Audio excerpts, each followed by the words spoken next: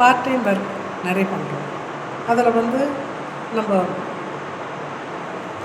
எது நல்லது, எது பணம் வரக்கூடியது, எது ஃப்ரீயாக ஓசியில் பண்ணுறது அப்படிலாம் பாருங்கள். எல்லாத்துக்கும் ஒரு வயசு இருக்குங்க. இன்றைக்கி காசு இருந்தால் தாங்க நம்மளால் ஏதாவது வாங்க முடியும். ஒரு நாள் உடம்பு சரியில்லாமல் படுத்துக்கிறோம். ஒரு மாத்திரை வாங்கணும் ஒரு ஜுரத்துக்குன்னா கூட உங்களுக்கு ஒரு 200 வேணும். ஒரு ஆன்டிபயோட்டிக்கு, ஒரு சாப்பிட்றதுக்கு ஏதாவது ஒரு ஐட்டம், ஒரு உடம்பு வலி மாத்திரை எதெல்லாம். அப்போ அந்த 200 வரணும்னா இப்படி ஃப்ரீ சர்வீஸ் பண்ணிகிட்டு இருந்தால் வேஸ்ட் நம்மளுக்கு.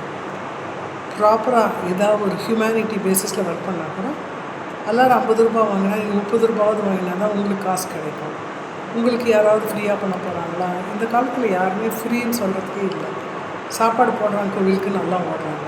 அது எத்தனை பேருக்கு ஹைஜீனிக்காக ஒத்துக்குதுன்னு தெரியல. சில பேருக்கு கோவில் மசாலாலாம் ஒத்துக்காது.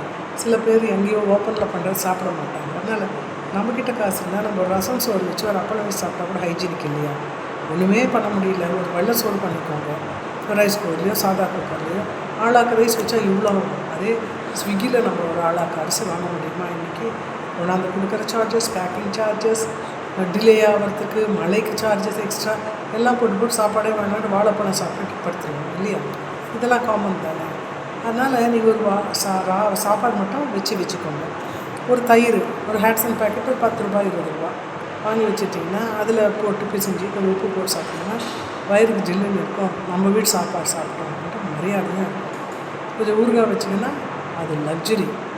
அப்படியும் இல்லைன்னா ஏதோ ஒரு பொரியல் கிடச்சிதுன்னா ஆஹா இன்றைக்கி எனக்கு கத்திரிக்காய் பொரியல் ஃபேவரட், முருங்காய் கத்திரிக்காய் போட்ட பொரியல் இன்னும் ஃபேவரட், கேரட் பொரியல் கண்ணுக்கு நல்லது, கீரை பொரியல் தலைக்கு கண்ணுக்கு உடம்புக்கெல்லாம் நல்லது. இந்த மாதிரி எல்லாம் நல்லதாக பண்ணுவோம்.